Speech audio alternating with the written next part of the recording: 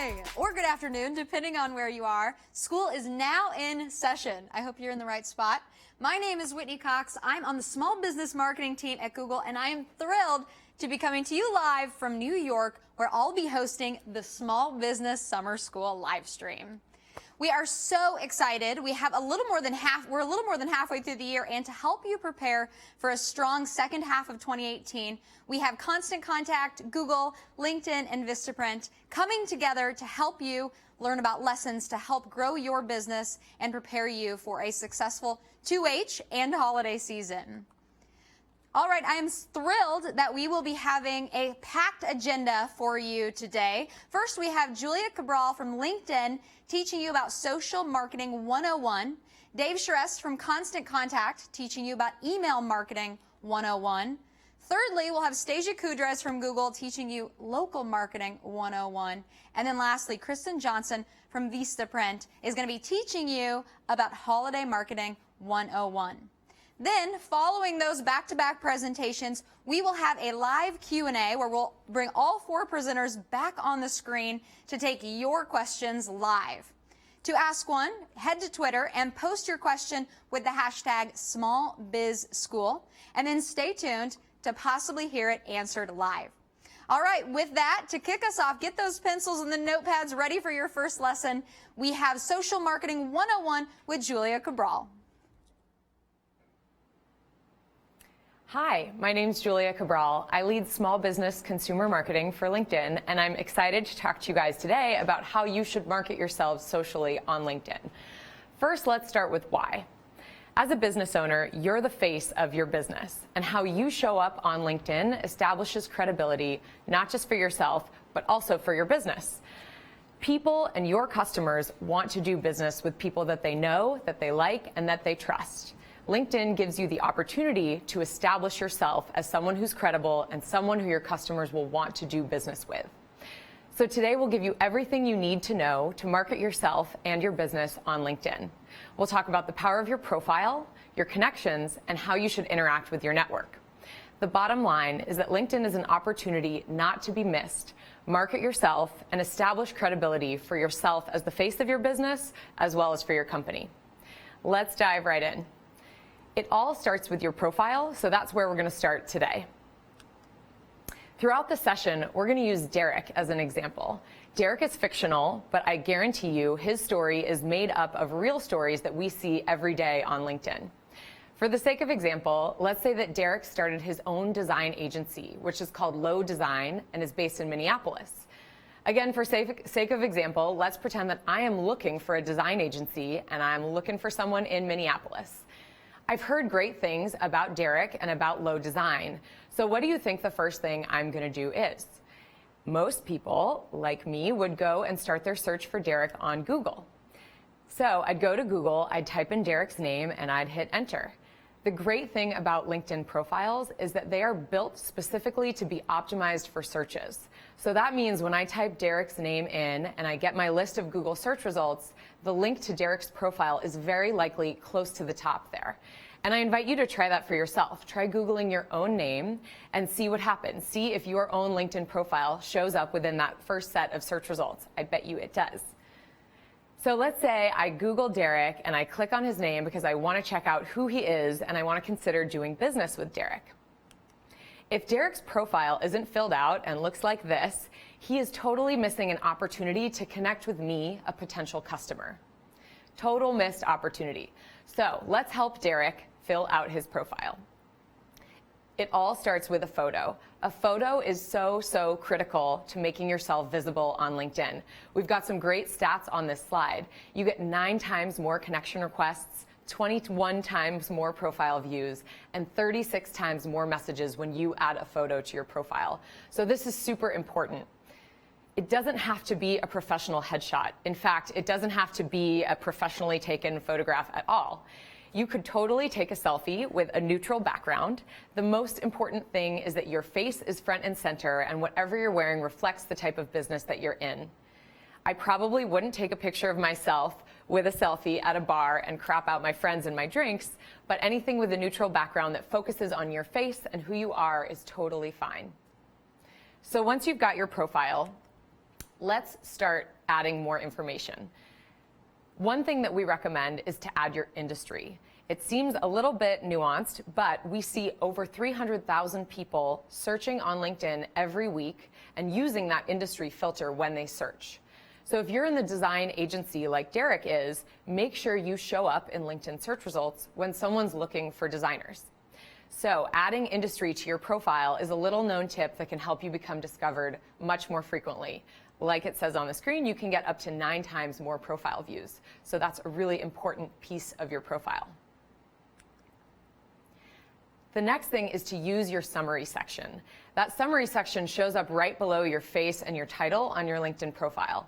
And sometimes it feels a little bit intimidating to encounter a blank box and figure out what to put in it. But you're a small business owner, and small business owners often have the most amazing stories about why they went into business. And so I would recommend that you use your summary section to really share that story with the world. So use that blank box and start talking about what got you into business and why you do what you do. That'll really help you create a common bond with your customers. Give them something to read that will sound compelling and make them feel like they want to work with you. Furthermore, you should be strategic here. Use keywords in that story. So each keyword that you use will help you optimize your profile and show up even higher in search results. So for someone like Derek, who works in the design industry and lives in Minneapolis, we would definitely want him to include keywords like graphic design and Minneapolis right there in his summary section. Don't forget, as a small business owner, you have an amazing story to tell the world. And I think this summary section is one of the best places on LinkedIn that really helps you give visibility to your story. We also encourage you to create a page for your business on LinkedIn. You can do this by navigating from the top bar to the icon that says work with 9 little squares up in the top right. This allows you to give your business a presence on LinkedIn, and it also allows you to upload a logo that can then show up on your personal profile. That really helps solidify the brand of your business and connect it to your own identity on LinkedIn. So get started by clicking on that work icon in the upper right. From there, click on Create a Company Page. There are only a few steps to get started. It's super simple, and you can just follow the prompts. Once you've done that, you're able to add that work experience at your company to your profile, and your logo will show up, and people will be able to see who someone is. For instance, Derek Miller here, we'd see him, and we'd see that he works at Low Design and that he's the founder. Super important to really tie together that brand of yourself and of your company for you as the business owner. We also see that people who create work experience and really fill that out, once again, get more connection requests, more profile views, and more messages. So this is another super important piece of your LinkedIn profile. It's another great opportunity to get a little bit more specific about your role at the company. So as the founder, as the owner, what exactly do you do? What types of customers do you try to connect with? If you're in a visual field, you also have the opportunity to add multimedia to your experience section. So for someone like Derek, this is a great opportunity to add videos, to add pictures, to add graphics, examples of the types of work that Derek does. If you have white papers or customer testimonials, this is another great opportunity to showcase that. Finally, this is the last thing for your profile. We think it's a great idea for small business owners to add recommendations. It's really easy to do. Once you're editing your profile, you scroll all the way down to the bottom, and there's a prompt to ask someone for a recommendation. You can type in their name and specify that they were a client of yours, and then it'll give you the option to reach out to them with a customized message. You could even pre-write the recommendation you want them to give. This is a great way for people who have worked with you to show that they've worked with you and show that they liked working with you, and have that show up right on your LinkedIn profile. Once again, this is a great way to establish your credibility. So if I had worked with Derek in the past, I could write an amazing recommendation about all the design services that he did for me, and then other people who are considering working with Derek would be able to see my recommendation. Think about how powerful that is in terms of establishing your credibility, both for yourself and for your business. All right, so once you have a great profile, let's talk about finding connections, because let's face it, LinkedIn is more fun when you have connections. A LinkedIn connection means that you'll never lose touch. Sometimes your email or your address might change, but once you're connected with someone on LinkedIn, you're connected for life. So it's super, super important to make LinkedIn connections with people that you want to be able to stay in touch with long term. We recommend that you connect with two different types of people: existing people that you already know, and then new people that you want to get to know better. In terms of existing people, some ideas for folks that you should connect with include your recent clients, your suppliers, other business owners in your community, your family and your friends, colleagues and alumni from wherever you went to school. Sometimes you never know who's going to know that person that you're trying to get in touch with. So again, imagine that Derek wants to bring me on as a new customer, and he discovers that we have a mutual connection, someone that we both went to college with. Leveraging that mutual connection to get an introduction to me could be strategically very important for Derek to bring me on as a new client. So then we also like to think about who else should you connect with that you might not know personally yet. Think about every day at an event. If you're at an event with 10 plus people and you all turn on Find Nearby, you'll see the list of everyone in the room and you'll all be able to connect with each other right away. Super, super efficient. Great. So one more thing about connections. We want to talk about etiquette, because sometimes people have questions about, when I reach out to someone on LinkedIn, what should I say? How should that sound, etc. So we want to give you some tips there. One of the biggest tips is to always customize your message. So when you send a connection request on LinkedIn that maybe you haven't met before, so make it personal, always use their name. Feel free to play the small business card. Hey, I see you're also a small business owner. I'm looking to connect with people who are in my local community and experiencing some of the same things I am. I think that's a great way to introduce yourself. Some things that we don't recommend are, making it impersonal or overly salesy. Remember, you want to nurture these potential customers and these new connections. So don't feel like you have to sell your product right off the bat. And make sure that when you personalize it, you use the right name and you speak. Trust me, it's happened before. And that he would say something about wanting to connect and wanting to meet up in Minneapolis, or something like that, to just start the conversation without actually pushing his business on me right off the bat. Okay, so now you've got a great profile. You know about how to connect with people. Let's talk about interacting with your network on LinkedIn. So once Derek has established his credibility with his great profile and he's built out a network of connections, he's going to start engaging with his network to really drive more customers and more eyeballs to his business and to himself on LinkedIn. So the first and easiest way to get started doing this is just to start paying attention to what's happening on your newsfeed. Liking and commenting is super lightweight and allows you to join the conversation without having to put in too much effort. It's really, really easy. So just start reading that newsfeed and liking things that are relevant to your business, maybe to your industry, maybe to where you live. And if you have something interesting to add to the conversation, go ahead and add a comment. Again, super easy, just gets you sort of in the door and interacting with your newsfeed. Another really important thing to look out for is something like a job change. So let's imagine that Derek has a customer who's been an amazing customer for 10 years, and that person takes a new job at a new company. Derek would see a notification on LinkedIn that his old customer has changed jobs. This is a perfect time for Derek to reach out to the customer and potentially get brought into the new company. Super strategic. So watch your LinkedIn newsfeed and try to identify moments like that when people are making moves and you can strategically reach out to them and see if you can get further introductions. So keep an eye on that newsfeed and really think about how you can interact with the people that are moving around in your network. Once you start liking and commenting, it's a great thing to start posting yourself. We're really advocating for video because we're seeing that video is being shared more than 20 times more across the platform. So much like other social platforms, video is really caught on. I would say LinkedIn is no exception. I'm going to give you a personal example from my own life. When I'm not working in marketing at LinkedIn, I actually teach cycling classes at a small local business in San Francisco. And for National Small Business Week, I really wanted to recognize my studio and my coworkers at the studio and the entire small business community. So I shot a video of myself at 5:45 in the morning preparing for class, and I wrote a little post on LinkedIn to accompany the video where I mentioned the studio where I work, and I called out by name a few of my favorite clients that I love to work with, and then I hashtagged National Small Business Week. I was totally shocked by the amount of traction that this video got. It was viewed over 9,000 times within the first couple days. I had a ton of likes and a ton of comments. And I just really couldn't believe how excited people were to watch my dorky video of myself at 5:45 in the morning preparing to teach a spin class.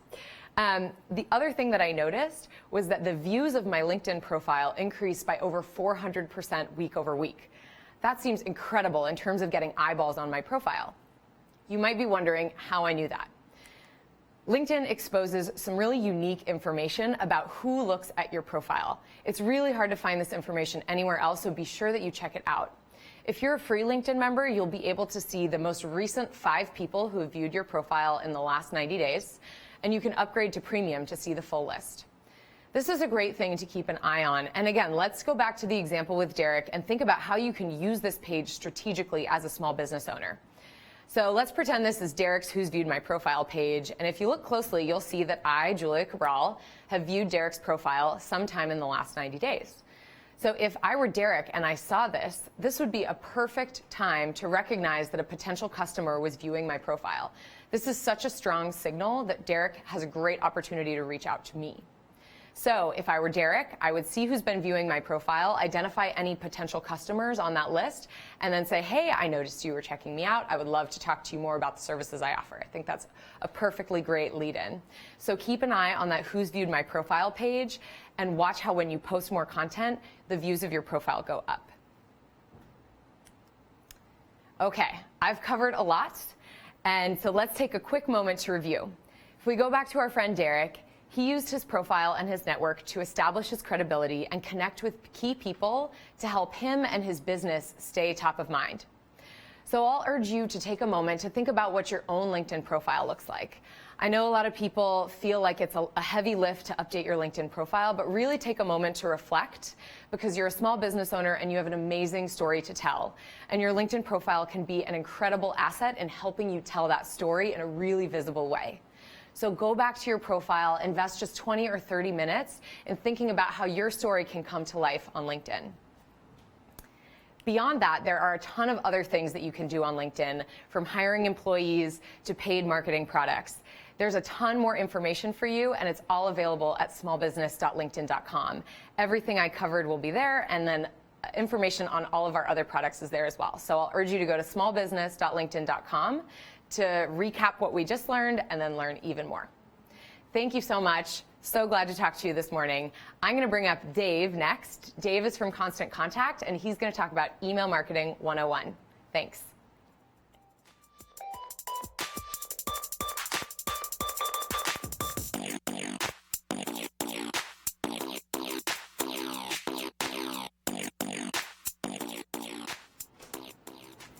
Hello everyone. Dave here from Constant Contact, and thank you so much for joining me for Email Marketing 101. So today we're going to discuss how you can prepare for a strong second half of the holiday season and the second half of the year. And we're going to talk about the fundamentals of email marketing. Now, why is this so important for your business? Well, plain and simple, email marketing drives holiday sales. Email actually accounted for 20% in 2017 of online holiday site visits. Email also demonstrated the highest conversion rate of digital sales on Black Friday through Cyber Monday, and 77% of consumers prefer email over social media for permission-based promotional messages. So with that information in mind, here's what we're going to cover today. We're going to talk about how to collect email addresses now so you actually set yourself up for more success during the holiday season. Then we're going to talk about how to engage to strengthen those relationships with those new contacts. And then we're going to talk through a few email tips and ideas leading up to the holiday season. So first up is how to collect email addresses. Now, it's pretty obvious, right, that the more email addresses you have, the more ability you have to contact more people to encourage them to do business with you again and again. Now, this is important because if once someone leaves your store or leaves your website, you're really just leaving it up to them on whether or not they're going to come back to your store or website again. But when you have their email address, you have that opportunity to contact them again and encourage them to come back. So This is why it's really important that you practice your ABCs. So what do I mean by ABCs? That's always be collecting email addresses. And there are basically 3 ways that you can do this. That means collecting email addresses in person, in print, and online.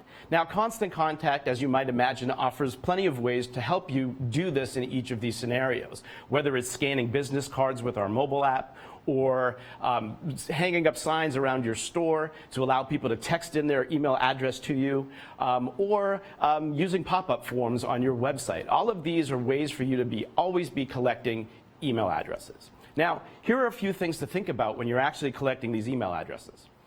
Here's tip number 1 for you. One of the things that you want to make sure that you don't do is ask people to join your email list. I know that sounds a little reverse, right? The idea here is that nobody wakes up in the morning, although one of the first things that they do is check their email. Nobody really wakes up in the morning saying, I can't wait to receive more email today. So you don't want to make it about receiving more email. So that's tip number 1. So what is it then that you want to do? Well, that moves us into tip number 2, is to focus on what's in it for them. So we actually asked consumers, why is it that they subscribe to email lists? And they told us 3 things: promotions and discounts, exclusive content, and to show support of an organization.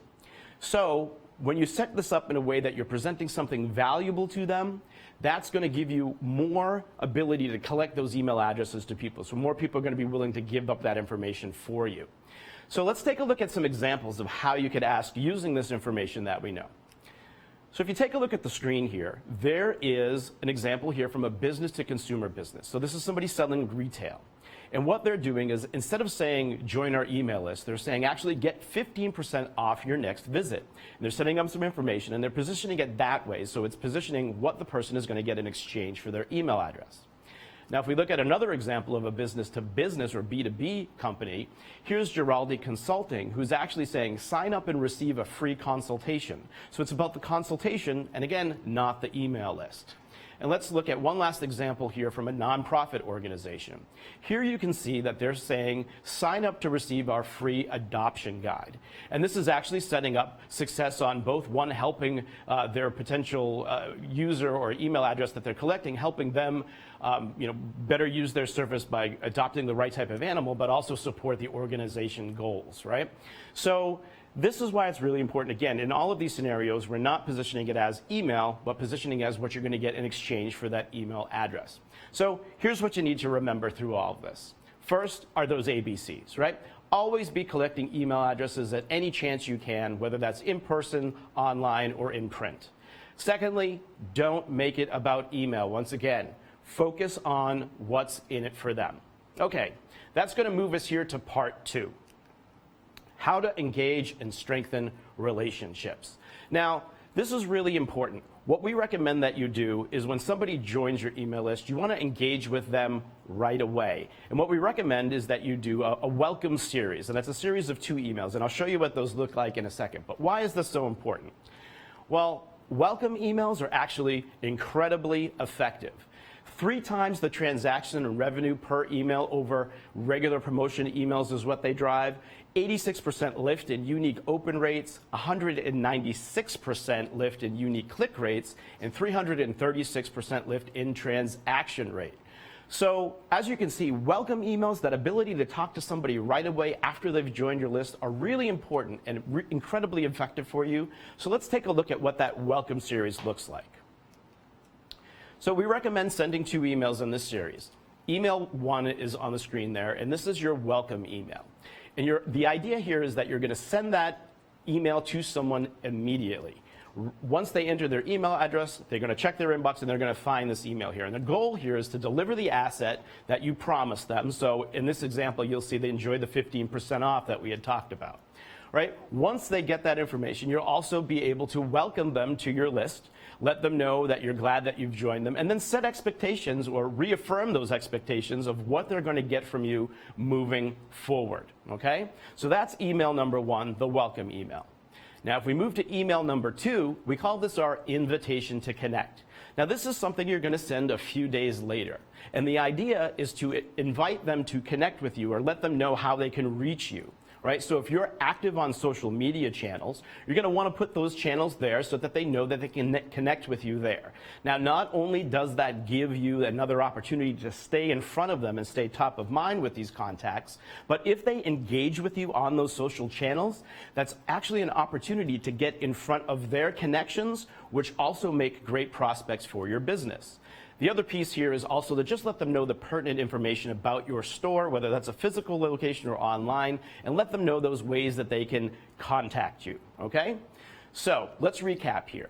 What you want to remember to do when you're creating this welcome series and engaging with new contacts is you want to make a timely and relevant first impression in the inbox. Secondly, you want to deliver on those promises. What did you offer in exchange for that email address? What are they going to come back to you for? And then lastly, make sure that you send that second email that invites them to connect with you beyond the inbox so you have more opportunities, okay? So now let's move into some email tips and ideas that you can do now leading up to the holiday season. So here are some ideas. The first thing here I want to mention to you is you want to make sure that you plan your work. Consistency is really important when it comes to marketing. And a lot of times what you'll do is you'll get started with something, you'll have the best intentions to do it, but your everyday life of running a business is going to come up. And if you don't have a plan, you're going to come up last minute and say, oh, I was supposed to send an email. And then what happens is you end up not doing it, right? And so you really want to make sure you put a plan in place. And we recommend that, if anything, you send or plan on sending at least once a month. Now, you can and should send more than that, but at the very least, plan on sending once a month. And then the other piece of this is, as you're planning that, think about how you can personalize those messages that you're sending out and actually automate part of those processes for you so it doesn't screw up your day-to-day of running the business, okay? So that's tip number one, plan your work. Secondly, you want to make sure that you're designing for today's audiences. Now, 56% of emails are actually opened on a mobile device. And so that's why it's really important when you use a service provider like Constant Contact, all of the templates and emails that you create are actually going to be mobile responsive.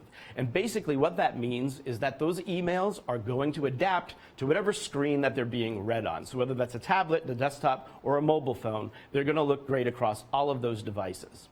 Now, the other piece here is, gone are those days where you were taking a paper newsletter and then just transferring it to a digital format with tons of information that you're throwing at somebody.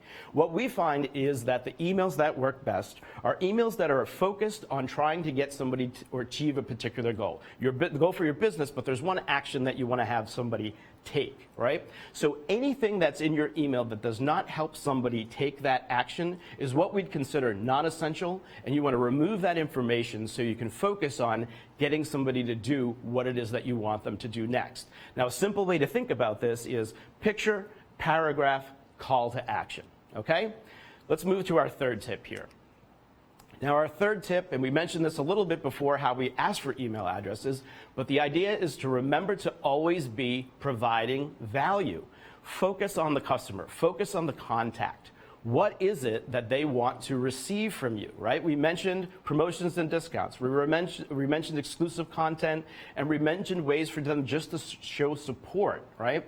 So think about the things that you can provide them in relation to your product or service that will help add value to the conversations that you're having with people. Now, we know a big term a lot of people use is email blasts. And what I'd like to encourage you to do is stop using that term. Don't think about it in terms of an email blast, because when you do that, it actually presents this image of just shooting out information to people, right?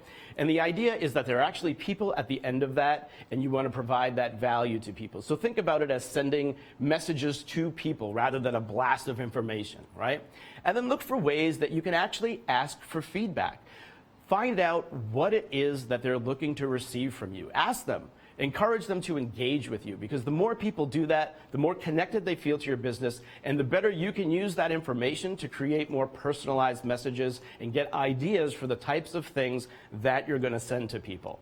So the thing to remember here is that you want to make sure that you plan for consistency, you want to design for today's audiences, and you want to make sure that you're always providing value to your email contacts. So let's just recap everything that we've talked about here today, because this is going to set yourself up for even more holiday success coming at the end of the season. So remember, Be collecting email addresses now for a strong end of the year. Do that everywhere you can. Make sure that you're engaging with people immediately to strengthen those relationships with new contacts, and then make sure that the message that you're sending in some way provide value to the contacts so you can get better results. And I'll leave you with one last thought.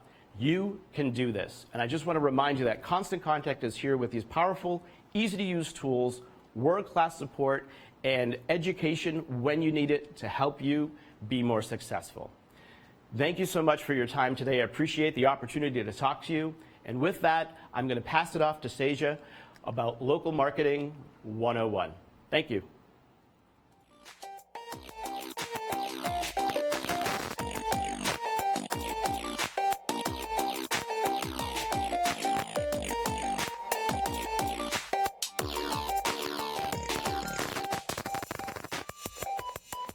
Hi everybody, I'm Stasia and I'm from Google's Get Your Business Online team.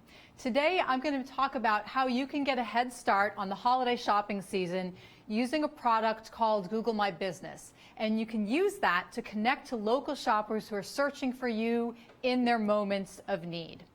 So you might be thinking it's the middle of July. Why are we actually talking about holiday shopping right now?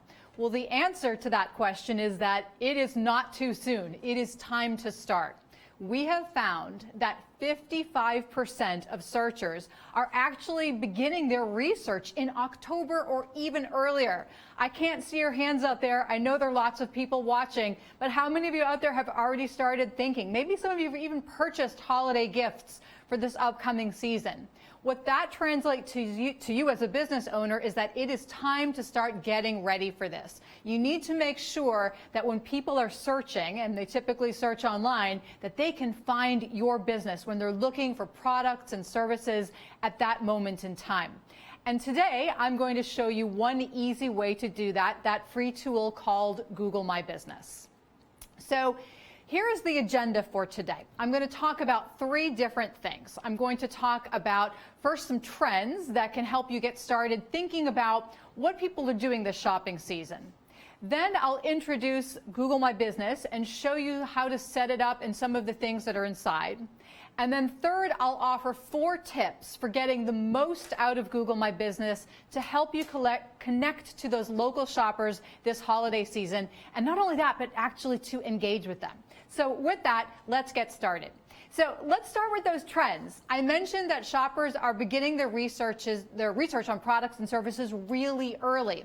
But here's another interesting piece to that. It's that shoppers may be researching early, but many of them won't actually commit until the very last minute. If we look at search queries, what people are typing into Google, we see that the search for this query, where to buy, actually peaks on December 24th. Can you imagine that? All those last-minute shoppers are thinking where to buy this gift. Now, another thing that's really interesting is that mobile searches for the search query store hours is actually peaking on December 25th. It is the highest day of the year for that particular search. So that gives you some idea as a business owner that you want to appear, you want to show those customers that you are open and available and have the gifts that they're looking for up until that very last minute. Another thing that we are seeing in the research is that people who are searching are looking for very specific answers to the questions that I type in, the questions being those search queries. So as an example, people might be looking for a particular product or service, but also for a category. As an example, they might look for gifts for coworkers or gifts for hairdressers, and they expect that the results that they see on that search engine results page will help them find exactly what they're looking for at that place and that moment in time. Or maybe even to go a step further and to tell them what it is that they're actually looking for in the first place. The third trend that I wanted to address today was that shoppers are increasingly turning towards video. You should try to use every content format available to you to help people understand the products and services that your company has available, but increasingly video is playing an incredibly important role. We're finding that more and more people are exploring those products and watching those videos to learn about what it is and how to use them and how to set them up. If you've heard about a video type called an unboxing video where someone opens up a product and sets it up, if you're wondering if people watch them, they really, really do. According to statistics, just looking at mobile devices, if we counted the number of hours spent watching unboxing videos, we could watch the movie Love Actually more than 20 million times. So let's talk about how we can actually capitalize on all of these trends that we're seeing and help our business get found by searchers during this upcoming holiday season. And I will be talking about Google My Business. It is one part of your solution for showing up to those customers when they're searching for you online. It connects customers to your business on Google Search and on Google Maps by providing important information about your business, like your store hours and customer reviews and your hours of operation and a description. It also gives features. It provides features that helps those users who find you actually connect with your business and engage with your business online. Before I get into them, I want to first show you what it actually looks like, the anatomy of a Google My Business listing when someone sees it on Google or from a mobile device or a desktop computer. The first thing that they will see is an overview of the business. They'll see your address, they'll see your contact information, your hours of operation, and more. For any of you out there who had a Google My Business listing and then noticed that they didn't have a description, well, the good news is description is back. So you can actually write an introduction that explains what your business is about. You have the ability to go in and update this information when things change, adding videos, adding photos to allow customers to see what you've got, what your storefronts might look like. It's another great idea during the holiday shopping season to add more photos to show what kinds of holiday displays you have or what kind of holiday decor that you're adding. You can also see reviews here and quick links that will get you to any of these different sections within this Google My Business listing. Before you can do this, all of the things that I'm talking about today, including updating the information on Google My Business, you need to first either create or claim your listing. So the way that works is you will go to google.com/business, and from there you will follow the steps to go through and either enter information about your business or say, yep, that is my business. Once you've filled in all this information, make sure you're signed in to the Google account that's associated with your business, you will be asked to verify or claim that listing. What that means is that you are proving that you are the owner of that information. Typically, verification is handled by mailing a postcard to your physical address.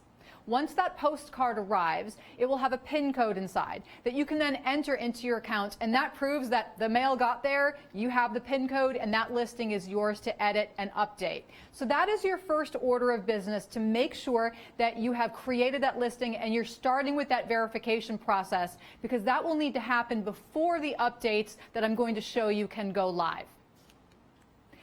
So let's talk about the different ways, let's assume you've done all that you can leverage what's inside Google My Business to grow and connect with those local customers. I'm going to show you 4 tips to help you connect with them today. Tip number 1. We mentioned that you have the option to confirm your business hours, and that's really important because we have found, based on people's search queries, that 40% of searchers looking for local businesses actually want to find their hours of operation. And remember, when on December 25th, that is the biggest day of the year for the search for store hours. But what about all those the other days, the days when you have irregular hours, those holiday shopping hours? That's where you can go into Google My Business and actually proactively let people know that you have special hours for the holiday. This is what it would look like on a search engine results page. You see 2 screenshots. One screenshot shows a confirmed hours of operation, the other shows unconfirmed. What that means is that the owner of the business that shows the confirmed screenshot went into Google My Business and actually went to their special hours section and said, we are open from 9 until 10 p.m. on Christmas Eve, as an example. And then that will show up on the search engine results page as that business owner having proactively said, yes, we have special hours for that location. You can do this in advance. So if you know right now what your hours are going to be for the rest of the holidays for the year, for special days when your business has to close early or is going to stay open late for an event, you can go in and add those hours into your Google My Business listing. Here is how you do it. First of all, sign into Google My Business. And then second, go into edit the information about your business. Find the section that's labeled special hours. From there, you can confirm the hours next to a listed holiday or click add a new date to choose a different date to add into that schedule for your business. And when you're finished, click apply. This will then send your special hours live, assuming you have verified your business listing already. The second tip I wanted to show you today is reviews. I want to encourage every business owner out there to ask happy customers to give feedback about their experience with your products, your services, your business, if appropriate. And it's important because 2 out of 3 customers say that having positive reviews was an important factor when they were selecting a business or store to purchase from. It provides valuable information for people who are searching about your business, about their experience with your business, and it can really help your business stand out. So remind your customers after every interaction to take a few minutes and to write a review. Another great thing that you can do with Google My Business is that once you've verified the listing, you have the ability to go in and reply as the business owner. And that's going to help show that you are engaged, that you are listening to your customers and have responses for them for anything that they have to say about your business, your products, and services. Another way that you can help encourage people to write reviews is to share a link to be able to do that. And what you can do is actually do a search on Google and then find your Google My Business listing. You will see a link on that listing that says write a review. From there, you can copy and paste the URL that you see in your address bar, and then you can share that. And when customers click on that link, it'll take them straight to the place where they can then write a review about your business. Keep in mind that Google's official policy does not allow you to incentivize customers to write a review, but it is absolutely appropriate for you to say to them, hey, thanks so much for coming in. Thanks so much for buying this thing, doing business with us. Please, if you have a few minutes, let people know that you had a good experience with us and write a review here on Google My Business. The third tip that I wanted to talk about today is one of my favorite new ways that you can help your Google My Business listing fresh and up to date. It's called posts. You can now post directly to your listing to promote events and products and services across Google Search and Maps. In this example on the screen, you see a post from Honest Soul Yoga from Alexandria, Virginia, and they're promoting 4 days of deals. If you look at the details of the post, you'll see a photo, a catchy title, information about the deal, and a call to action button to learn more. Once you publish a post like this, it will appear online with your listing within a few minutes, and it will stay live for 7 days across Search and Maps. The one exception to that would be if you were publishing about an event. And if the event was happening in, say, 2 weeks, the post would stay live up until that event end date. You can use posts in a variety of different ways. This screenshot shows you several examples of how you might use it. You can use them to make announcements. You can use them to talk about events or to showcase products or build awareness. Let's look at some of the examples. The first one, you can see an announcement from Tecovas Boots where they are moving to, or they're going to be planning to open a new showroom for their Western boots. The second one that you see is an announcement from the Missouri Star Quilt Company. And their small business celebrated their 9th birthday. And so they wanted to let everyone know that they were having a birthday bash. The third example you see is a product feature from a business called the Natural Baby Company. And they have these really super cute baby teethers that are shaped like ice cream cones. And they're using posts to feature that. The fourth is also from the baby company, and they're showing that they moved locations, and they can actually see a map that helps people find their new storefront. And the last example you see is showcasing the ability to actually add a coupon code or promo code, an offer code, directly into your post. So think about who your audience is. Who are you trying to reach? Who are you trying to attract during this holiday shopping season? And then think about what kinds of posts you can create to help best connect with them and hopefully convince them to come in and do business with your small business. Here are some tips for writing a great post. First of all, consider what type you're writing. Again, what is it that you want this post to actually do? And that will help you decide, is it an announcement? Is it an event? Is it a time-sensitive deal? Think about the visuals that you plan to incorporate. High-quality videos that are in focus and well-lit and bright colors that can help it stand out. You can also upload videos with a maximum duration of 30 seconds, file size of 100 megabytes.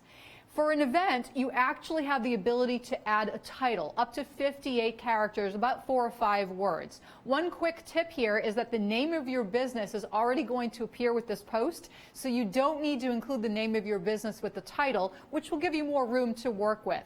And last but not least, always add a call to action. Tell people what it is that they want, what you want them to do with this post. I said last but not least, but there's still one more thing. There's a description in there. So above that CTA, you can have a description as well. Just to let you know, you have a maximum size of 1,500 characters for that description, but best practices would be about 150 to 300 characters. Okay, let's move on. The fourth and final tip is to use videos to promote your products and services, because remember, going back to our trends, we talked about how important video is to today's searchers, today's consumers. Well, now you can add them directly into those posts. Again, it has a limit of 30 seconds with up to 100 megabytes for a post. And here you can see 2 examples of what potential customers might see if they were looking at a post with a video for your business listing. Now, you might wonder exactly how much impact a 30-second video could have on a potential customer. And the short answer is a ton. If you structure your video content in a way that really resonates with those customers, it can have an enormous impact capturing their attention, especially paired with a call to action that helps them figure out what it is that they're supposed to do next. But what is it that makes video content effective? How are we going to get the next viral hit? I wish there was a simple recipe for that, but there are some tips that you can keep in mind that can help you come up with a great video. First of all, focus on the front end, because people really have a few seconds before they will decide whether or not they're going to move on and watch something else. So another way to present this is to say front load your story arc. That means put all the good stuff up front and catch them as soon as you can. Secondly, brand placement is important, but you need to find that balance. You don't want to make it too salesy. Instead, try to connect. Try to make an emotional connection with the person watching that video. Really try to tell a story and bring them into that video so they can see themselves in that scenario. Or try to be funny. We have found that videos that incorporate humor can really have a high impact on brand awareness and retention as well. Last but not least, provide a very clear call to action for all the things that you do online. You always want to finish by telling a customer what it is that they should do next.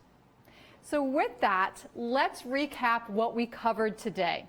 The first order of business is reviewing your Google My Business listing. If you haven't got one yet, you need to create and claim that listing and make sure that all of the basic info that you see is accurate and up to date.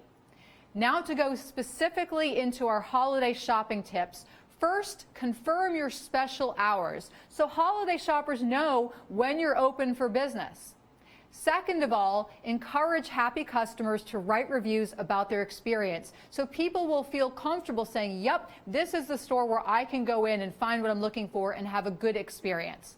Third, try creating posts. They can really do a great job showcasing products and services and offers and events that can help your business listings stand out online. Last but not least, include a video in your business listing and posts. With today's influence, my 14-year-old daughter, she watches video half her day. And we're seeing that that trend is really carrying through, and it's a great way for you to connect with holiday shoppers this season.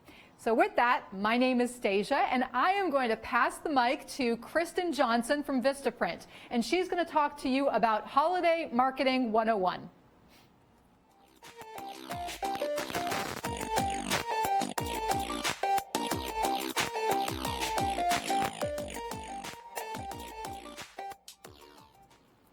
Hey everyone, I'm Kristen Johnson and I lead content strategy at Vistaprint.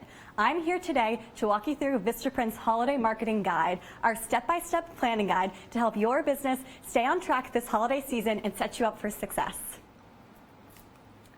Before I actually get into the step-by-step guide, I want to just share how important the holiday season is for small business owners.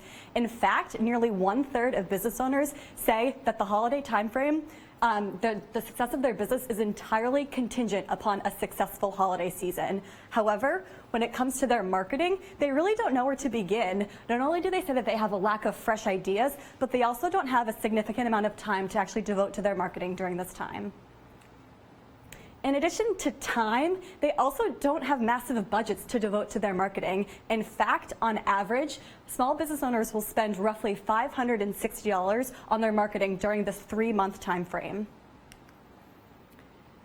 Now, where do you allocate those dollars? When it comes to their marketing activities, the 3 primary activities that they undertake during the holiday timeframe are decorating their storefronts, creating and distributing sales and promotions, and coming up with campaigns on social media.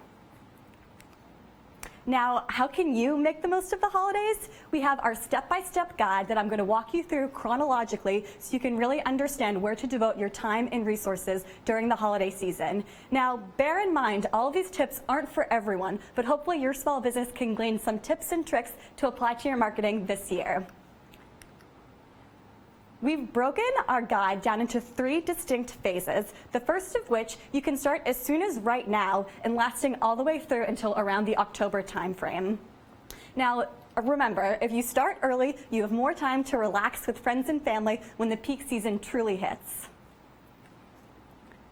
So to begin, you're going to want to plan ahead. So every good, successful campaign starts with a great plan. So come up with what that holiday plan of attack is going to be for you. Take time before you actually come up with this plan to think and reflect on last year. What worked really well? What didn't work so well? Any learnings that you were able to gather from the previous year that you want to apply? Take that into account. Next, you're going to want to set up some goals and make them concrete, specific goals that you can actually check off during the holiday timeframe. Think about, do you want to, perhaps hit a new sales target, or do you want to reach new audiences? Think about what you're going to be really proud at the end of December to accomplish and create actual milestones that you can check off during the year and stay on track. Next, everyone's favorite topic is to come up with a holiday budget. Think about what are these costs that your business is going to incur, not only from a marketing standpoint, but what else do you have to worry about during the time frame? Is there going to be an increase in inventory that you have to think about to sort of hit this heightened demand during the holiday time frame? Are there employees that you're going to want to hire for any sort of coverage? Are there other operating expenses that you know are going to happen during the holidays that you need to bear in mind before you can actually come up with a marketing budget that's reasonable and you feel confident and comfortable with? The next, you're going to want to come up with backup. The holidays are a really important and busy time for everyone, not just for you and your business. Think about, are there any days in which you know you want to be out? Are you going to bring in any sort of staff to sort of cover your shifts during that time? Think about what those are, plan those days out, and then hire and train well in advance.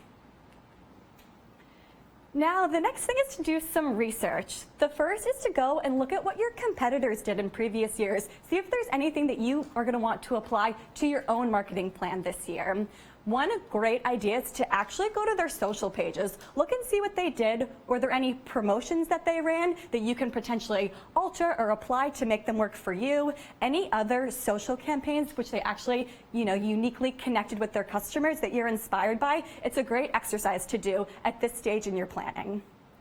Next, you're going to want to do a little bit of market research. Now, what I mean by this is going to the source, your customers. You're going to want to understand what are sort of the consumer behaviors or buying trends that you can anticipate for this holiday season. So, do they plan to spend more than last year this year? What are the types of things that they want to, gift for their friends and family? Is it products and services, or is it experiences? Is there anything that you can learn from your customers themselves and then update and potentially expand your offerings to meet those needs?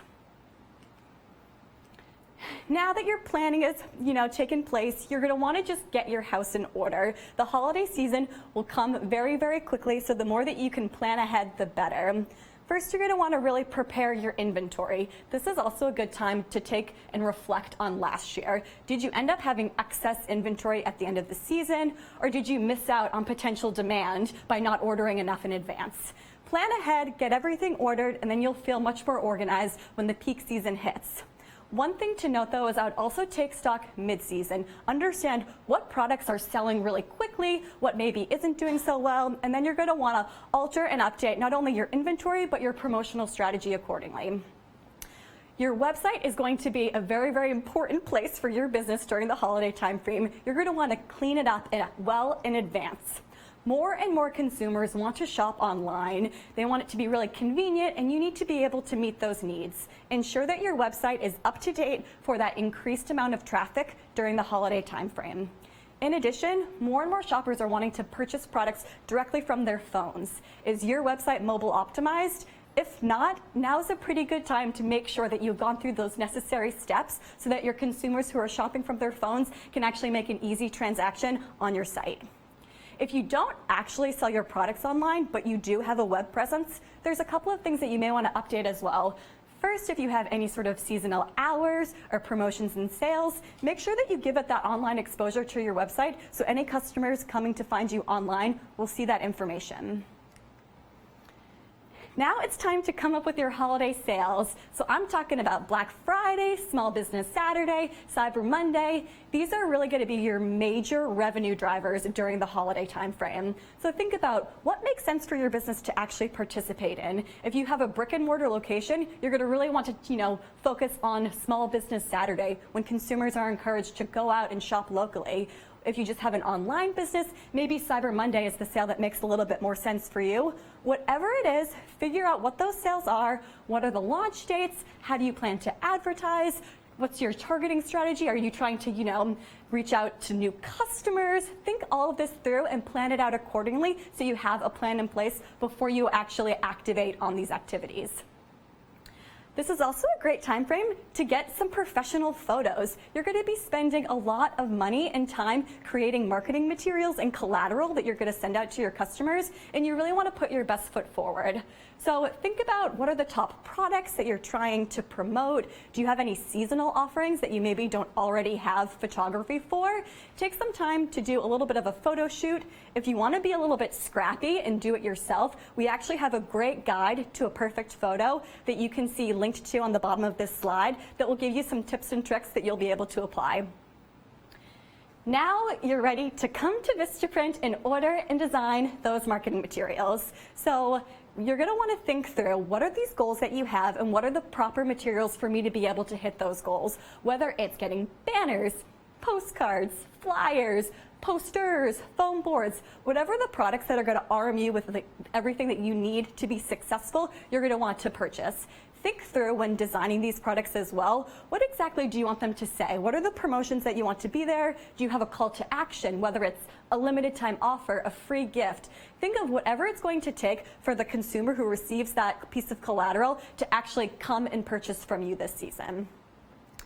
Last, the holiday time is a great time to offer some sort of limited edition product or service. Some way to sort of tailor your existing offering for the holiday season is a great idea.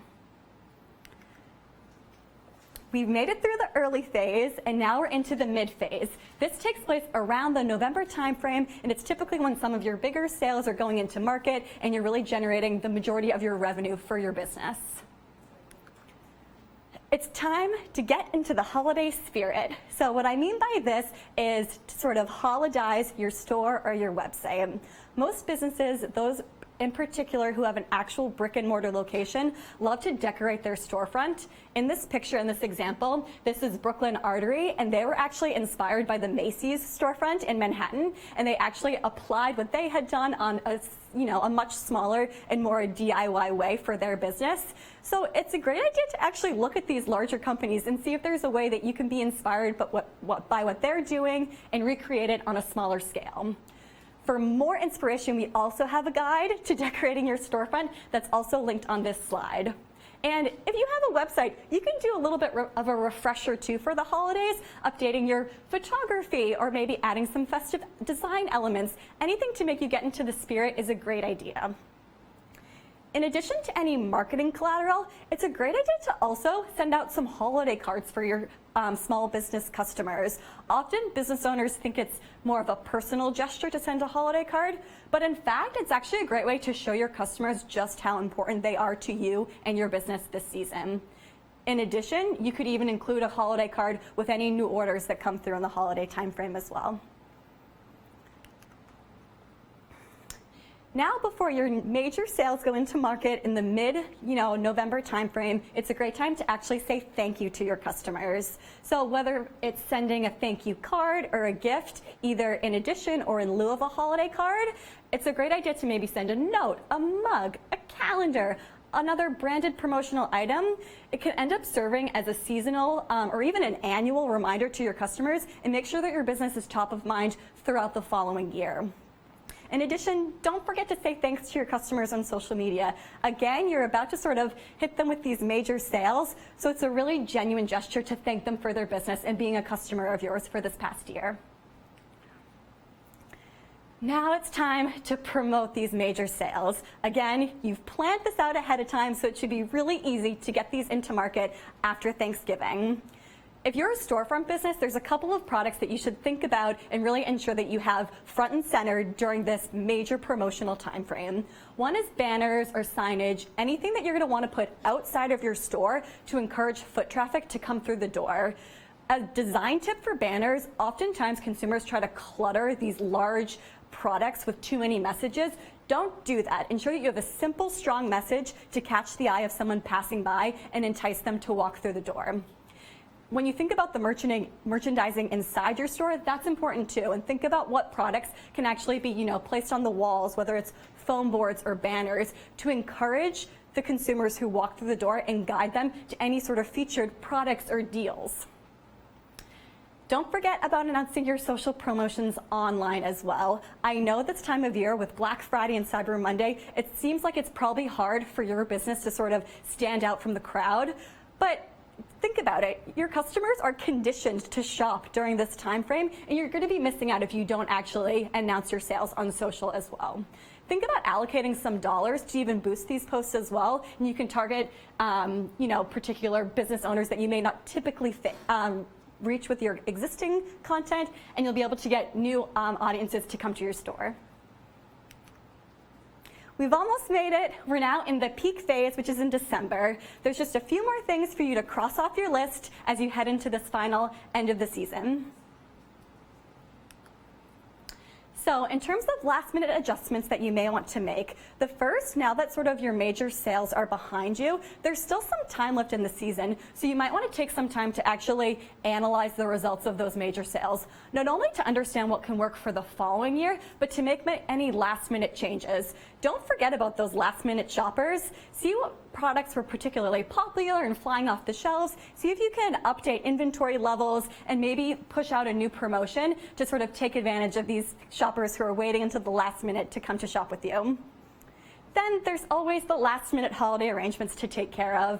First, I would share a happy holidays post on social. If there's any sort of special hours that you're thinking of for the holiday time frame, ensure that that's posted on your storefront, your website, or your social pages, whatever makes the most sense for your business. Lastly, if there's any employee gifts or cards that you want to hand out to your employees before they leave for the holiday timeframe, make sure that that happens before vacations start. And if you have any coverage, if you're planning to take a vacation and spend time with family and loved ones, ensure they're trained and ready to go and step in for you. Now, for the eager beavers, if there's anything that you want to do to kind of kickstart the new year, there's a couple of ideas that we have. However, the first, you have to take a break. Small business owners work 24/7, tirelessly. In the holiday season, it's truly about spending time with family and loved ones. And if you've planned ahead and followed our step-by-step guide, you should have ample time to do so. And then last but not least, the New Year's is often a time for small business owners when they consider a refresh or update to their brand identity. It's often a good time to say, okay, how is my brand identity? Does it still accurately reflect my business and my offering? Can I take a look at what my competitors are doing? Make sure you still feel good about the way that your brand is being perceived by your customers. And if there's any adjustments that you want to make, this is a great time to do so. So that's it, everyone. Be sure to follow these steps this upcoming holiday season, and we are certain you'll end your year on a high note. If you would like a checklist version of this guide to help you stay on track from now until December, download it at this link here. Thanks and good luck. Thank you. All right, that is it for your 4 lessons, but that is not it for the Small Business Summer School. We will have the live Q&A session in a moment. But first, I'd love to thank our local partners. We actually have partners all across the U.S. hosting viewing parties of this live stream for the businesses in their communities. We so appreciate your partnership. Thank you for taking the time out to help businesses and join us today. And for those small businesses tuning in on their own, thank you for joining us as well. I hope you are finding it helpful for your business. All right, next up, I'm going to invite the whole gang back up here. Julia, Stasia, Dave, and Kristen are going to come onto the couches behind me for the live Q&A session. If you are tuning in, you can still submit your questions. Head to Twitter, #SmallBizSchool with your question for a chance to answer it, to have it answered live. All right, moderating the Q&A, we actually have small business owner Sonia Rasula. Sonia has been passionate about creating businesses that foster entrepreneurship, spread creative thinking, and grow community. She started Unique Markets, the largest modern pop-up market in the country, in 2008.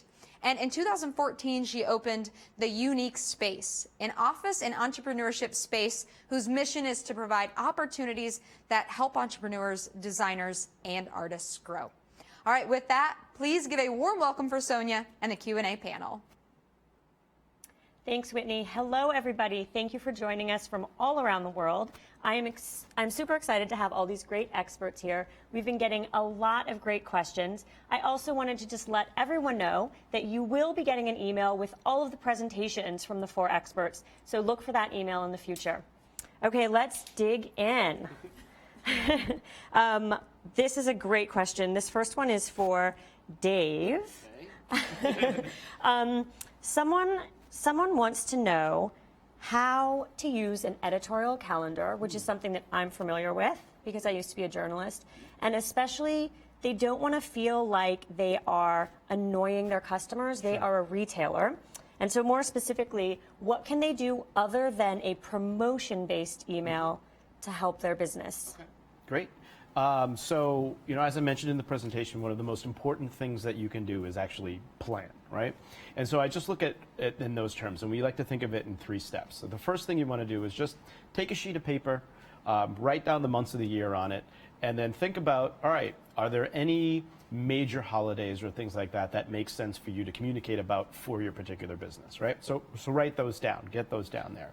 Then think about your business in specific. What are the things that happen in your business that you need to communicate about? Put those down on the calendar.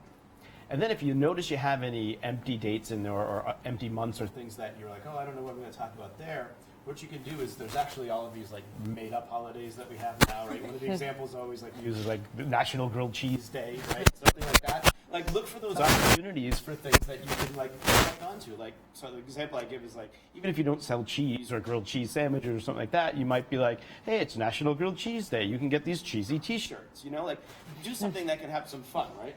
So just put that in just that page, and then you have an idea of like, okay, these are the things that I'm going to talk about from month to month, right? And then you mentioned how do you do that and not being like promotional all the time. So I think one of the things that we mentioned, do we have to go for the mic? Is that the joy of live television? Hello, everyone. No. So, as I was saying, one of the things that you want to do is, just not getting into promotional things, is think of the value that you can add, right? And an example we like to give there, and so let's say the holidays are coming up and maybe you sell wine or something like that, right? Instead of just saying, hey, buy this wine, you could say, here are the 5 best wines to bring to a holiday party, right? Think of how what you can provide as information will be valuable to the person who is using it, rather than just saying buy this, right? Because then that leads to the path of like, yeah, I'm going to bring one of those wines because I'm going to look awesome when I go to this party, and that's helpful to me, right? So that's how I would start to think about it. Just get an overview plan of what you're going to do, and then think about when you're going to send something, how you can add value in that conversation. Right, I love that. And also, I often give a lot of our vendors the advice during the slow months of perhaps shout out customers or social media. Yep. So interact with your customers, show them off in those newsletters, try to create content from nothing. Absolutely. Yeah, great idea. People always like to look for themselves in those things, and the more times you can do that, especially if you're doing events or things like that, you have pictures. The first thing people are going to look for, if you include those pictures, is where am I? Where am I in those pictures, right? Yeah. So definitely use that. Okay, thank you so much for the answer. Sure. Loving it. The next question here is actually for LinkedIn. Julia. I feel like I'm going to do karaoke. It's like you're a comedian. That's what I think. If only. Not even close. So we've got a question here, which is, someone is thinking of starting a new business. They already have a profile. Okay. So do they create a new profile for their business, or do they kind of edit the current one? Yeah, that's a great question. So the way I would think about it is, if you're one person, you should have one LinkedIn profile for yourself. Your career is going to have ebbs and flows. Everybody's on a different kind of path and trajectory. So you might have kind of an evolution of your career that shows up on your LinkedIn profile. So you might get to a point where you're starting a new business and you want to, maybe you're going into real estate, and you're starting a real estate business and you want to talk about that on your profile, but some of your prior kind of careers and positions don't reflect the business that you're going into. So you have a couple of options. I think one great idea is to use that summary section to really tell the story about why your career transition is happening and why you're getting into this new kind of business venture. If you want to, you can remove old experience that's no longer relevant if you really think that's going to take away from the image that you're portraying on LinkedIn.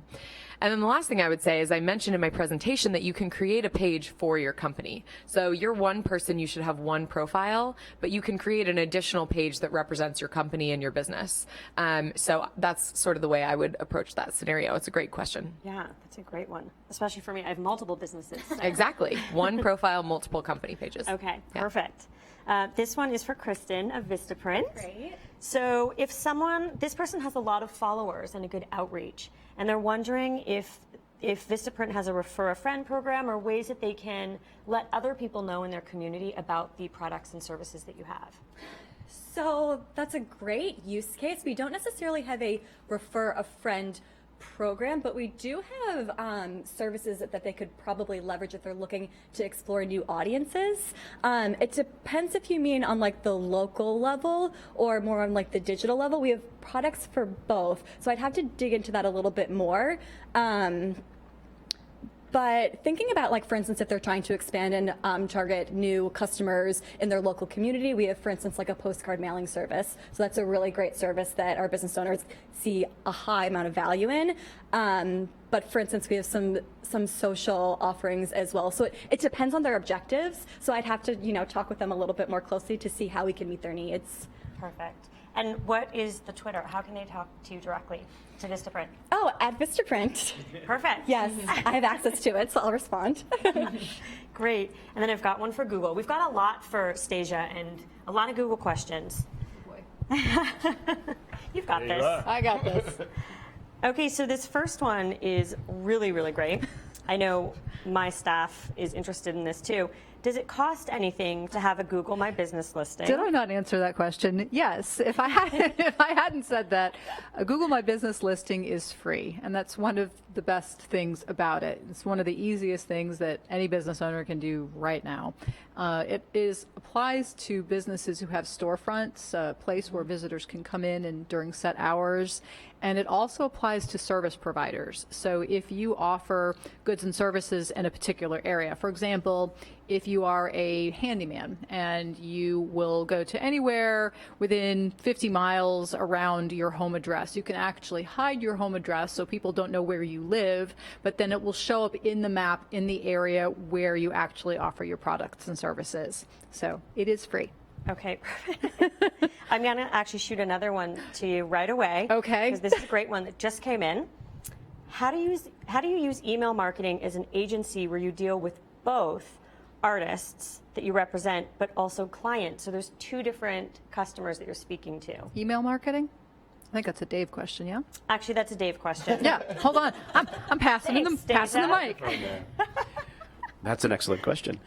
So one of the things that we like to do there is really think about how you, what we call segment or group people in your contacts, right? So what you would want to do is, using a tool like Constant Contact, you can actually take and create lists of different email addresses. So you could create, in this example, you could create a list of people that are artists. You could create a list that are of people that are in the industry. You could create a list of people that actually want to either hire the artist or are fans of the artists, like that type of thing. So you can create those individual lists, so then that way you can create messages that feel more personal and relevant to the people that you're sending to, versus just sending one email blast with a ton of information about all of these different things and people have to kind of sift through. When you do that, the efficiency and the effectiveness of what you're doing is going to get worse and worse. And then at that point, when people are getting things that aren't relevant to them, they actually start to tune out, and your email marketing isn't as effective. And so that's what we recommend, is break up those things into the different audiences that you would have for each of those things, and then send messages specific to those groups. Okay, perfect. Julia, this one is for you. All right. It's actually for me. Okay. So yesterday I discovered the articles tab, and I had no idea what it was.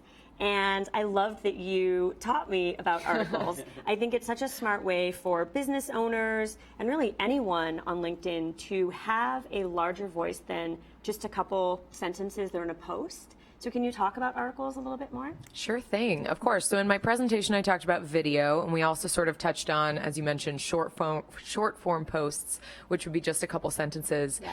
LinkedIn also offers the ability to write long form posts, which we call articles. So that's what you picked up on yesterday. So when you write an article, you'll actually be able to access any of your articles right from your LinkedIn profile. And this just gives you more flexibility to really expand on a topic that you're knowledgeable about or that you want to create a conversation around. Mm-hmm. So if you're a business owner in the event space and you want to write an article about the 10 best events that someone in the local Los Angeles area can attend this year, you can really go into detail and spec out all 10, and then people will be able to discover that article on the LinkedIn platform, like it, comment on it, share on it, etc. Mm-hmm. So for you as a small business owner, it's a great opportunity to really get your voice out there and have a bit more real estate when it comes to the amount of text you can have.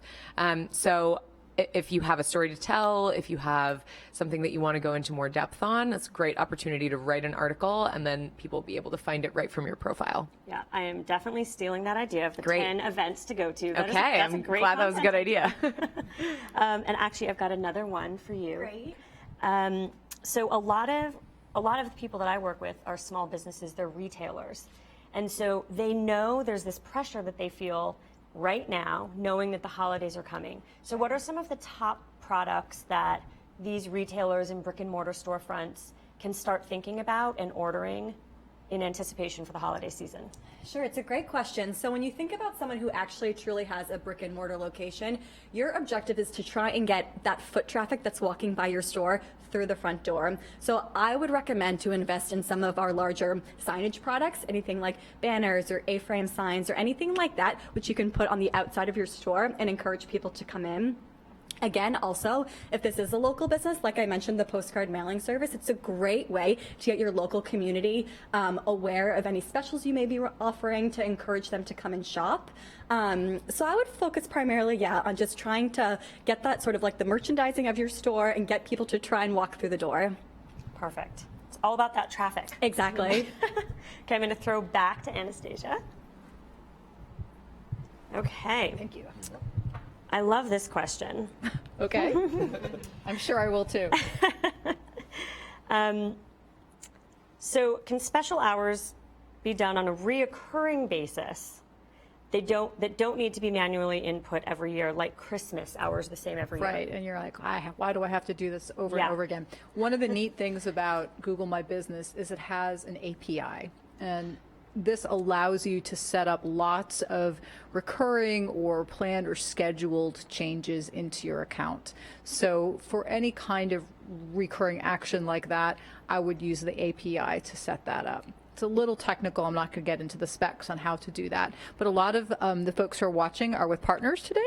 And so if you are with partners who might be an agency or know of an agency, they can probably help you or steer you in the right direction to getting that started. But the short answer to the question is yes, you can do it. I love it. Yes, yes, yes. Actually, I'm going to follow up with another one. Okay. That just came through, probably for which you. is not for Dave this time. Okay.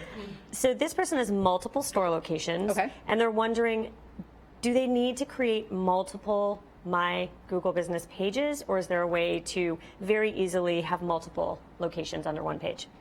So they do need to make multiple listings for each individual location. Right, like each address. Right. So let's just say you had 50 pop-ups and that all belong to you. You could create one account that would be under Sonia's umbrella. Yeah. And then you would have 50 individual listings because they would all have 50 unique addresses because they're distinct, discrete places, or service areas if they're service area businesses. But I think to the next part of that question is, oh man, and then I have to manage 50 different pages. Well, there's actually the ability to make bulk changes with a spreadsheet.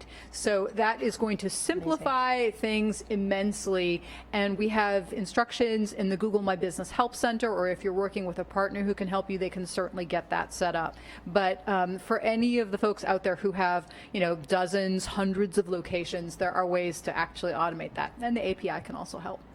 Perfect. All right, good.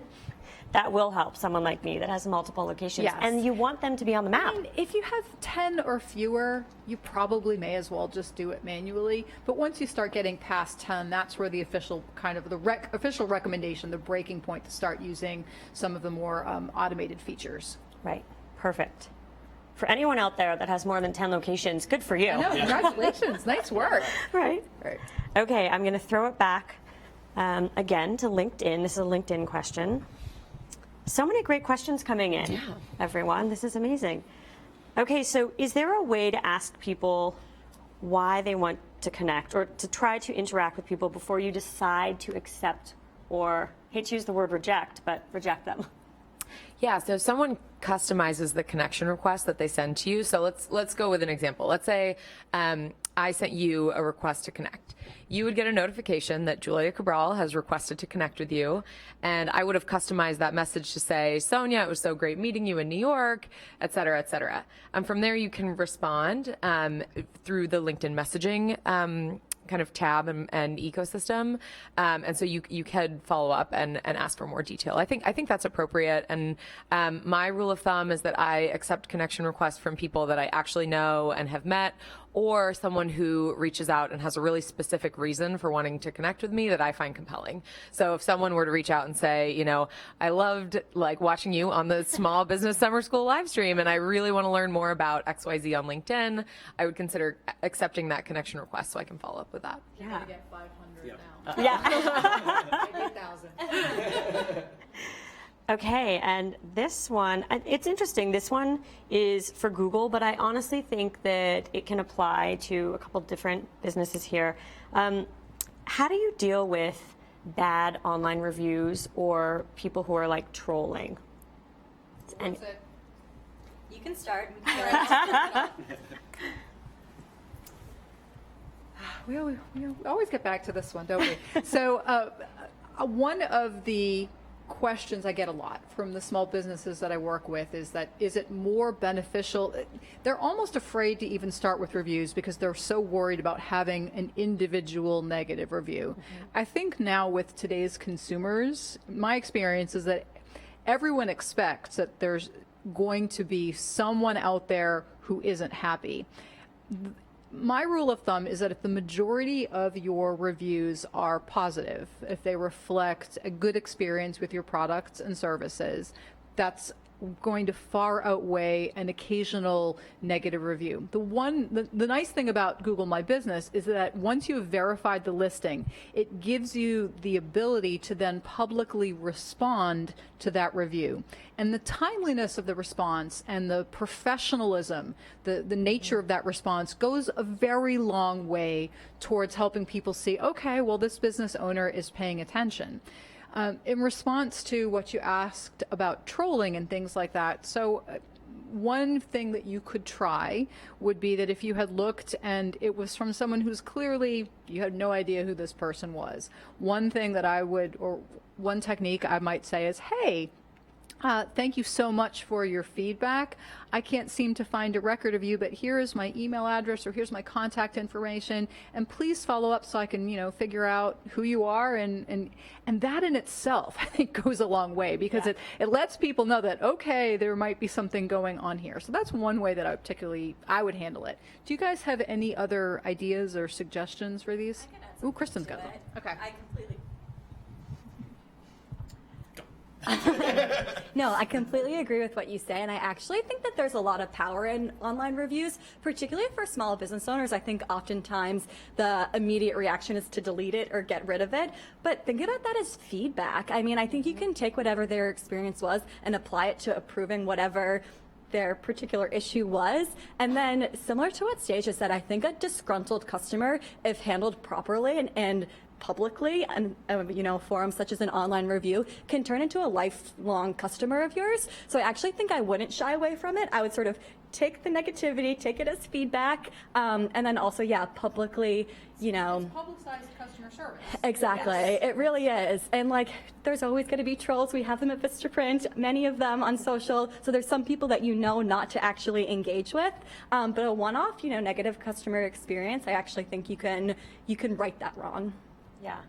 I love that answer because as a small business owner myself, we have had a number of people go onto social media and, give us their feedback. And some of the things, are out of our control, but we respond immediately. And I think the important thing is to show that you're a human being, not a robot, and make sure to give a response. And I always give the email address because then it's let's take this offline and have a longer conversation.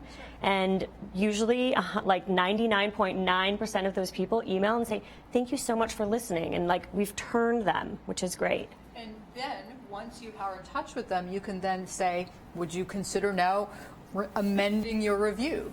And yeah, then great they can idea. Go back in and change what they had written originally. So great idea. We have never done that. Learn something new. Yay. Okay, so we've got one for Dave. Okay. This one's exciting because it involves Black Friday. Yay.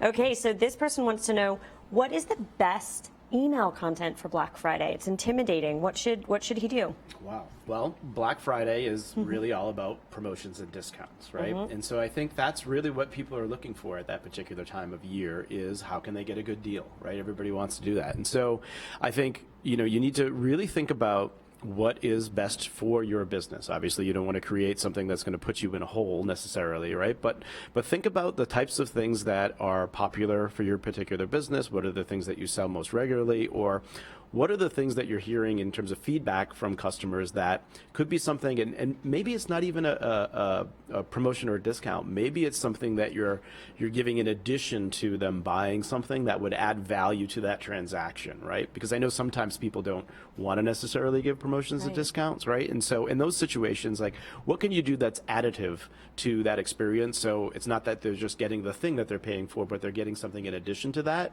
And sometimes that could even be partnering with another local business or thinking through something like that, right? So you're bringing the community together to do that. And so I think a grilled cheese food truck with T-shirts and stickers and a grilled cheese profile on LinkedIn.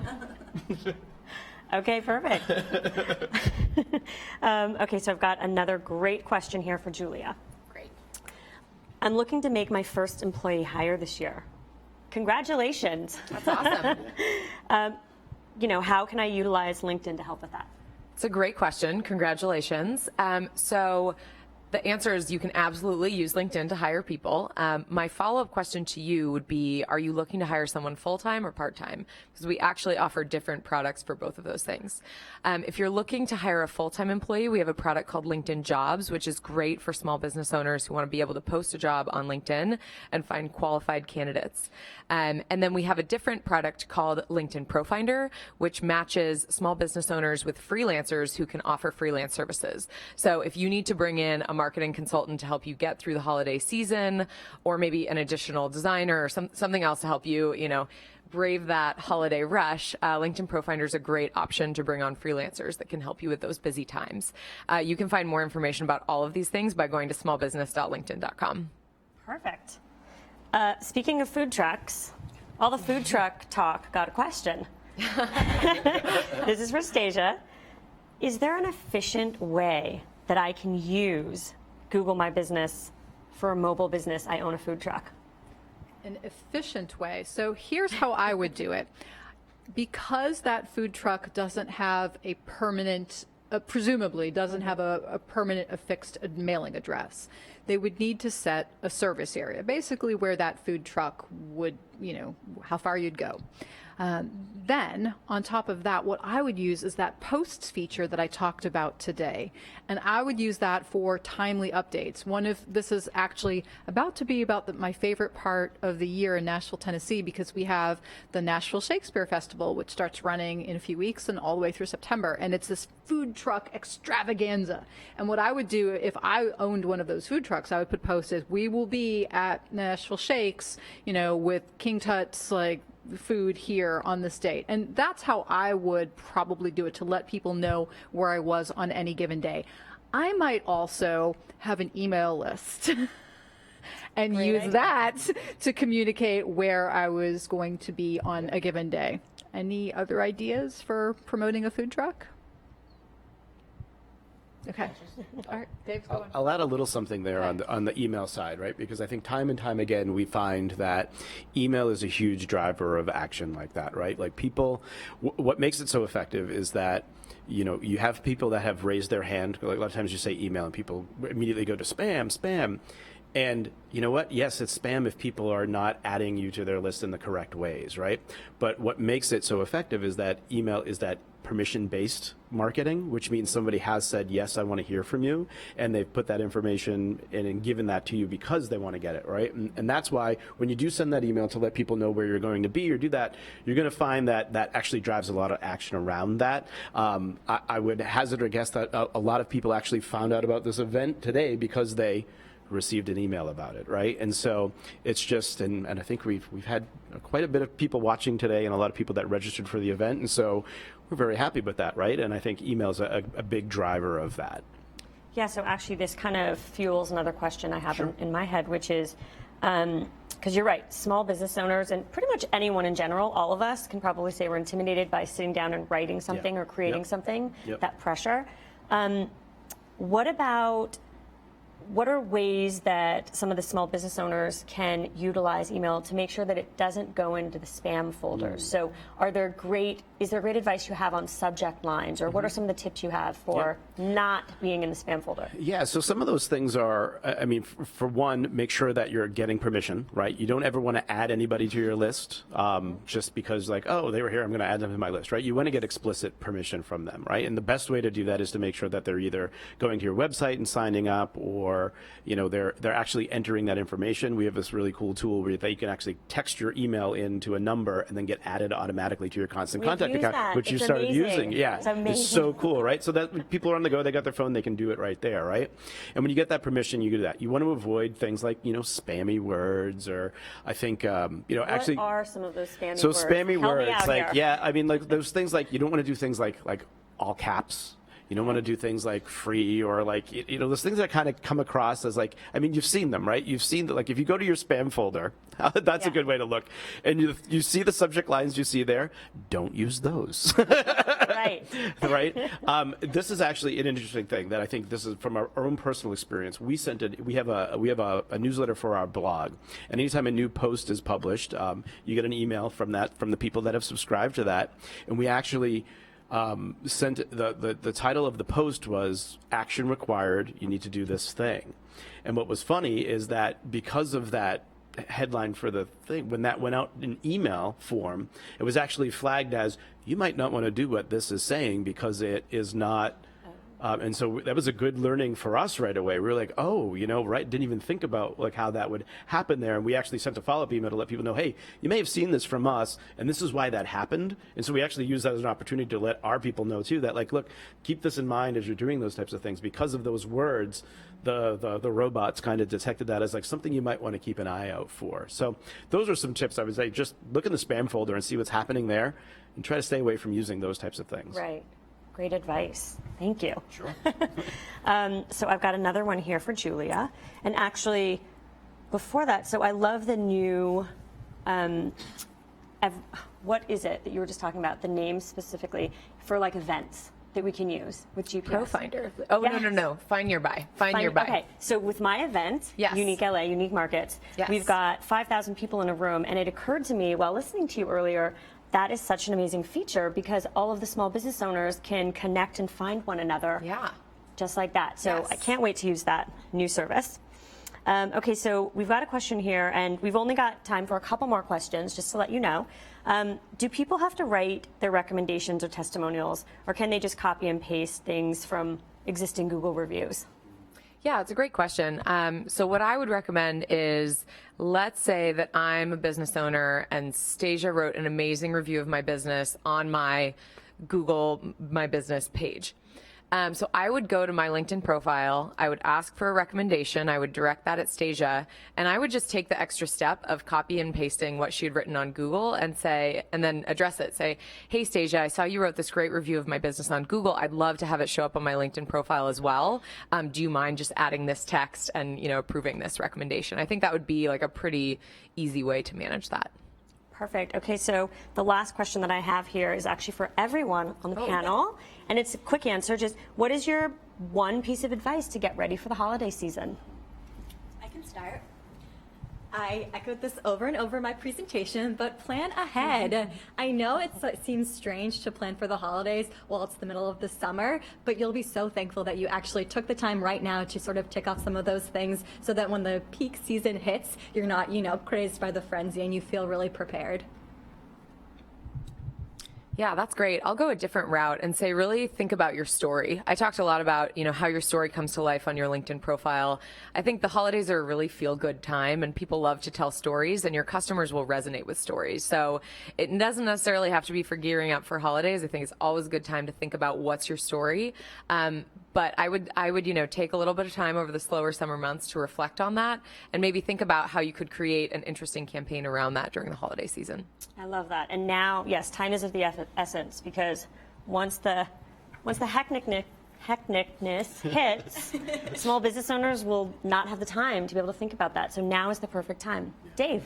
I would say now is the perfect time to, as I mentioned, first and foremost, is to make sure you're collecting those email addresses, right? The more you have, the more opportunities you're going to have to get people to your store, back to your website, and to be able to do business with you again. So if you're fortunate enough to have a staff, make sure you're training them and instilling upon them the importance of collecting those email addresses, right? Because once somebody leaves the store, it's completely up to them whether or not they're going to come back to you again. And if you have that email address, as I mentioned in the presentation, is that you have the ability to reach out to them, communicate with them, and encourage them to come shop with you again. I think that's really important, particularly around the holiday season where people are spending.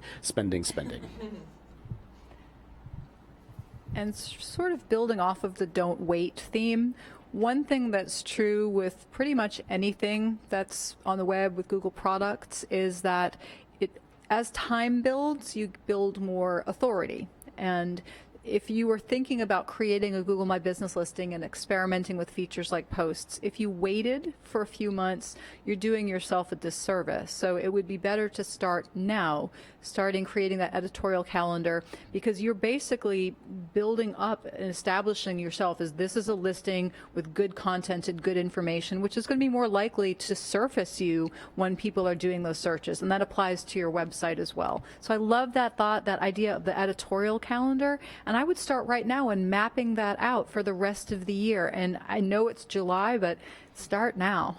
Yeah, perfect. All right. Well, this has been awesome. Thank you so much. I think this is the end of the Q&A. I loved all of the great advice and insight, and we're going to welcome Whitney back. Hello, hello. Hi. I was just casually waiting over there, wondering when I could pop in and talk about that grilled cheese food truck you mentioned earlier. We're all hungry now. Yeah, exactly. I was like, I'm too hungry to wait. Let's see what's nearby. All right, Sonia, thank you so much for moderating this. It was really great for you to include your small business perspective. That was very helpful, I think, hopefully for the audience and for me as well. I'm just curious, how are you preparing for the holidays? Do you guys do any special holiday events? We do. So our biggest event of the year is Unique LA. It's the first weekend in December, and we do another one the third weekend of December. So the holidays are, in fact, our busiest time of year, even though we aren't a retailer, which is interesting. So we prepare now, exactly with the editorial calendars. We are already pre-populating Instagram posts, I'm already thinking about LinkedIn articles to tell my stories.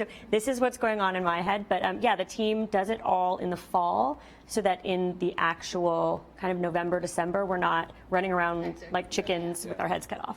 Absolutely. Makes perfect sense. All right, thank you guys so much. Vistaprint, LinkedIn, Dave at Constant Contact. Constant Contact invited us all here and through this for us, which was so great. And of course, Stasia from Google. I had a great time. Thank you, everyone, for tuning in today. I really appreciate you spending time with us. With that, school is out for the summer. My name is Whitney Cox, and I wish you great success growing your business.